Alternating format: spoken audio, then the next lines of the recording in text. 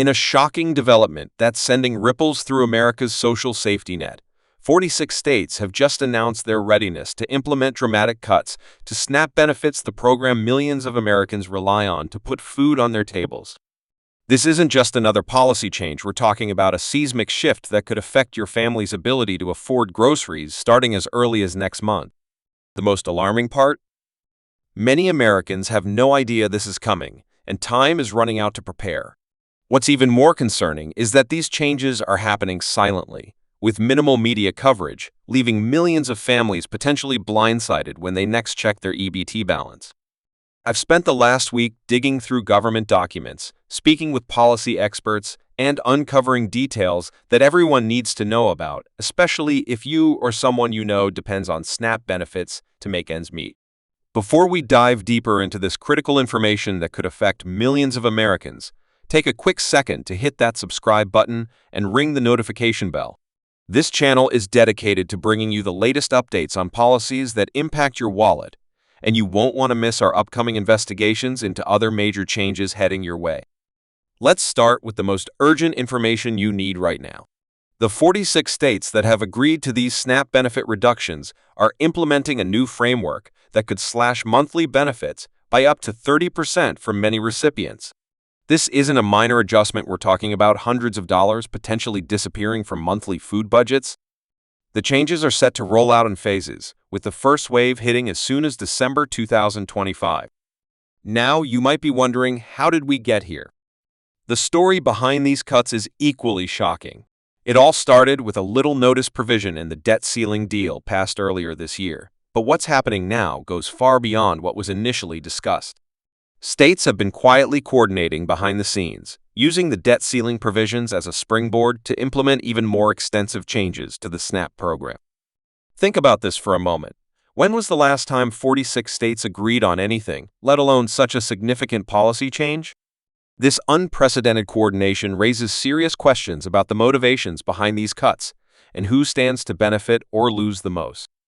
The 4 states not participating in these cuts are California, New York, Massachusetts, and Vermont. If you're living in one of these states, you might feel relieved, but don't get too comfortable yet.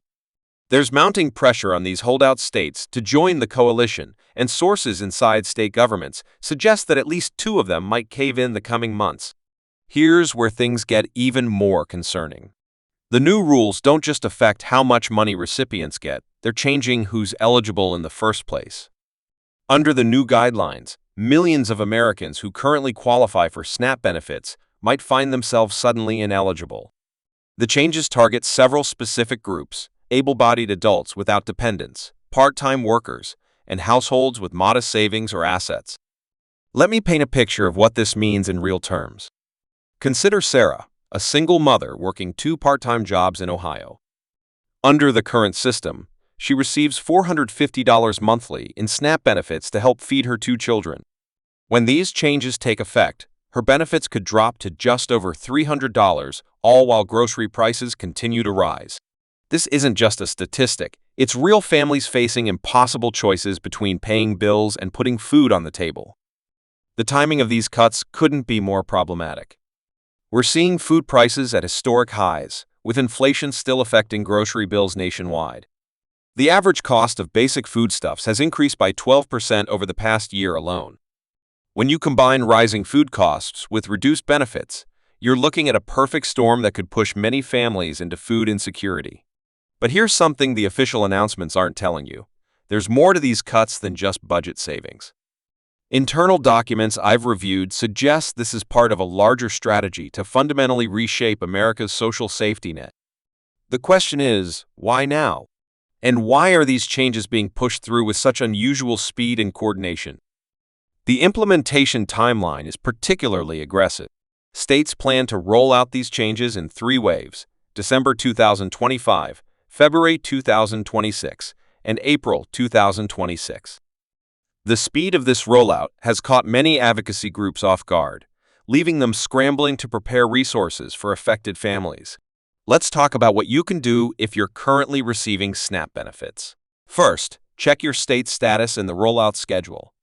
I'll link to a comprehensive state-by-state breakdown in the description below. Second, start planning for potential reductions. Now don't wait until the changes hit your account. Third, look into local food banks and community resources that might help bridge the gap. What's particularly troubling is how these changes might affect different communities differently. Rural areas, where grocery options are already limited and food prices tend to be higher, could feel the impact more severely.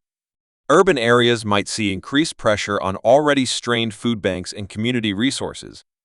The verification process is also changing dramatically. States are implementing stricter documentation requirements and more frequent eligibility reviews.